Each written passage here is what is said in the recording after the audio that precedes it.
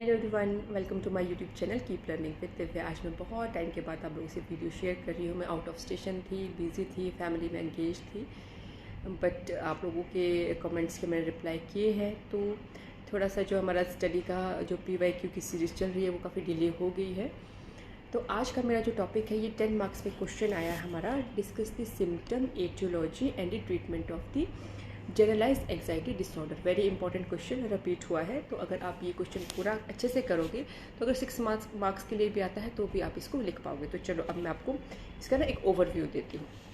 ठीक है, अब आपको नाम से ही पता चल रहा है जनरलाइज एंग्जाइटी डिसऑर्डर। इसमें बहुत ज़्यादा क्या होगी, एंग्जाइटी होगी पर्सन को। वो इतनी ज़्यादा होती है कि अगर कोई फैमिली मेम्बर या कोई फ्रेंड उनका घर से जा रहा है बाई कार तो उनको लगेगा कि अरे यार इसका कहीं एक्सीडेंट तो नहीं हो जाएगा। अगर कोई पेरेंट्स अपने बच्चों को स्कूल भेजेंगे कि किसको कोई चोट तो नहीं लग जाएगी। ठीक है, इस तरह की मतलब कि हर चीज़ में क्या सोचेंगे, डिज़ास्टर सोचेंगे एक्सट्रीम लेवल का। ठीक है, और उसकी वजह से क्या होगा कि इनकी जो डेली लाइफ है ना वो इतनी डिस्टर्ब रहेगी, बहुत वो अपना डेली लाइफ का टास्क अच्छे से नहीं कर पाएंगे। हेल्थ को लेके डॉक्टर के पास जाएंगे, मतलब जाने से पहले उनको लगेगा कि मुझे कहीं कैंसर तो नहीं होगा, क्या मैं ठीक हो पाऊँगा। तो हेल्थ से रिलेटेड, मनी से रिलेटेड, करियर से रिलेटेड, फैमिली से रिलेटेड, मतलब वो डिज़ास्टर सोचेंगे। ये क्या होता है हमारा anxiety disorder, generalize anxiety disorder. ठीक, नेक्स्ट हम बात करेंगे symptom of generalize anxiety disorder की। ठीक है, क्वेश्चन तो यहीं से शुरू हुआ है जो पूछा है, लेकिन आपको एक इंट्रोडक्शन देनी है। जैसे मैं पहले भी कह चुकी हूँ, एक पैराग्राफ आपको जो है एक ब्रीफ इंट्रोडक्शन आपको देनी है, जिसका भी क्वेश्चन आएगा फिर स्टार्ट करना है। तो इसमें सिम्टम्स कैसे होंगे, देखो एक सिम्टम देख के हम किसी को एनालाइज नहीं करेंगे। तो अराउंड 3 to 6 सिम्टम में से अगर आपके 4 या 3 सिम्टम मैच कर रहे हैं तो इट मीन्स पर्सन में प्रॉब्लम है। तो सिम्टम्स क्या है ये आपको लर्न करने हैं। नंबर 1 सिम्टम है रेस्टलेसनेस। ठीक है, कभी इधर जाएंगे उधर जाएंगे, चैन नहीं होगा उनको। ठीक है, नंबर 2 क्या होगा उनका, फटीक, बहुत थकावट महसूस होगी, मसल्स पेन रहेगी, चिड़चिड़ापन रहेगा। और देन है, हाँ, फिर फोर्थ आ गया डिफ़िकल्टी इन कॉन्सेंट्रेशन, कॉन्सेंट्रेट नहीं कर पाएंगे किसी भी काम में। और या तो बहुत कम सोएंगे, बिल्कुल नींद नहीं आएगी, या बहुत ज़्यादा सोएंगे। ये आपके जो है 6 सिम्टम हो जाएंगे। ठीक है, नेक्स्ट आता है एटियोलॉजी। एटियोलॉजी वर्ड सुन के परेशान नहीं होना कि क्या है, ये होते हैं कॉजेज़। ठीक है, तो इसके पीछे कॉजेज़ क्या है, एज सच कुछ भी इसके पीछे हमें अननोन है इसके कॉजेज़, लेकिन रिसर्च स्टडी से पता चलता है कि इसके 4 फैक्टर इसके लिए रिस्पॉन्सिबल हैं। सबसे पहला होगा हमारा बायोलॉजिकल फैक्टर, दूसरा होगा जेनेटिक फैक्टर, थर्ड होगा हमारा कॉग्निटिव फैक्टर एंड फोर्थ होगा हमारा एनवायरमेंटल फैक्टर। ठीक है, और इसमें एक और चीज़ देखने को मिलती है कि पॉजिटिव इवेंट्स को भी ना लोग जो है स्ट्रेसफुल ले लेते हैं, ट्रिगर करते हैं वो पॉइंट। जैसे कि मैरिजेस, सपोज़ किसी की मैरिज होने वाली होती है तो अच्छी बात है, मैरिज हो रही है, लेकिन वो पहले ही सोचना शुरू कर देगा कि हमारी मैरिज चलेगी, डिवोर्स तो नहीं हो जाएगा। या कोई नया घर खरीदने वाला है या नई गाड़ी खरीदने वाला है कि मैं गाड़ी खरीदूंगा कि उसमें एक्सीडेंट हो गया, मैं चेंज तो कर रहा हूँ। देखो है तो पॉजिटिव चीज़ है, लेकिन वो पर्सन क्या करेगा, इन चीज़ों में भी ना नेगेटिव ही सोचना शुरू करेगा। उससे क्या होगा, उसको एग्जाइटी रहेगी। जब तक शादी नहीं हो तब तक उसका माइंड ट्रिगर रहेगा, उसको परेशानी रहेगी कि ऐसा ना हो जाए। जब तक घर नहीं नया लिया, प्लानिंग है, लेकिन जब वो फेज़ आएगा तब तक वो क्या एंग्जाइटी से भरा पड़ा रहेगा। ठीक है, तो देन हमारा आता है, सबसे पहले हम करते हैं जेनेटिक्स। जेनेटिक्स क्या है, हेरिडिटरी है। सपोज़ पेरेंट्स में आगे जीन्स बच्चे में ट्रांसफ़र हो गई, और अगर उसको नेगेटिव सिचुएशन मिली तो पर्सन क्या होगा, विक्टिम हो जाएगा एंग्जाइटी डिसऑर्डर का।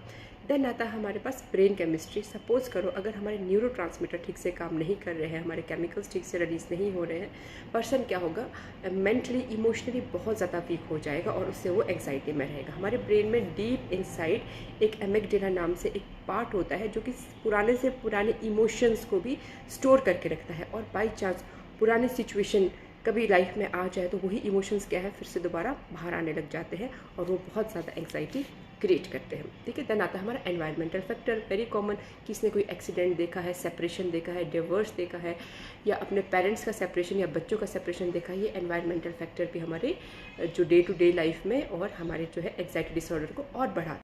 और एनवायरमेंटल फैक्टर में एक और चीज़ आती है कि अगर कोई जैसे ड्रग्स लेता है, अल्कोहल बहुत ज़्यादा लेता है, ये सब चीज़ें भी जो है हमारे एंग्जाइटी डिसऑर्डर के लिए रिस्पॉन्सिबल है। ठीक है, देन नेक्स्ट आता है हमारा कॉग्निटिव फैक्टर। ठीक है, कॉग्निटिव फैक्टर में हमारा क्या रहेगा, हम क्या करते हैं, प्रिडिक्ट करना शुरू कर देते हैं। जैसे कि पहले ही किसी चीज़ को प्रिडिक्ट करना बिना किसी काम किए, और प्रिडिक्ट भी कैसे करना, नेगेटिव वे में कि हार्मफुल वे में, कि अगर मान लो मैं बिज़नेस शुरू करूँगा तो मुझे नुकसान होना ही है। तो ये जो प्रिडिक्शन है ना, हमारी अजम्पशन, ये भी किसको करती है, एग्जाइटी डिसऑर्डर को हमारे डेवलप कर देती है। नेक्स्ट क्या होता है कि जो पेरेंट्स ओवर प्रोटेक्टिव होते हैं अपने बच्चों के लिए कि नहीं तो ऐसा करेगा तो ऐसा हो जाएगा, बार बार एक चीज़ अपने बच्चों को कहना, वो भी नेगेटिव में तो वो चाइल्ड कहीं ना कहीं जाके आगे जाके जो है एग्जाइटी डिसऑर्डर का जो है शिकार हो जाता है।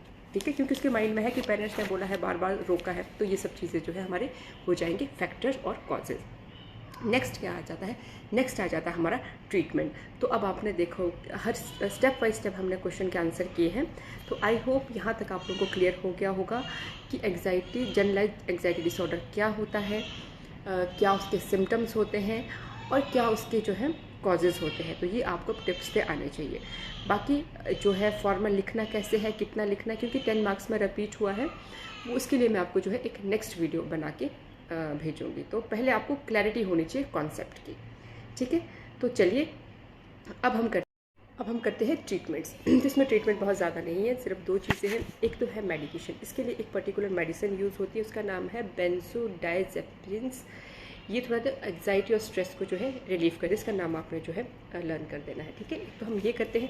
दूसरा हमारा CBT, कॉग्निटिव बिहेवियर थेरेपी, आप जानती हो इसमें क्या होता है कि पर्सन के जो थॉट प्रोसेस को है, डिस्टॉर्टेड थॉट्स को है, उसको कंट्रोल किया जाता है।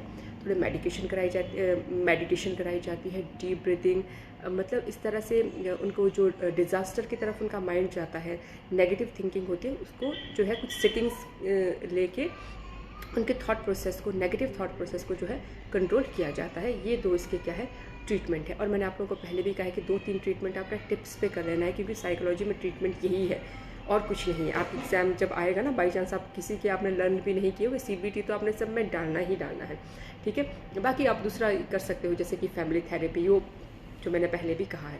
तो आई होप आप लोगों को ये क्वेश्चन अच्छे से समझ आ गया होगा। अगर आपको 10 मार्क्स के लिए, 6 मार्क्स के लिए क्वेश्चन आता है तो आई थिंक आप लोग अटेम्प्ट कर सकते हो।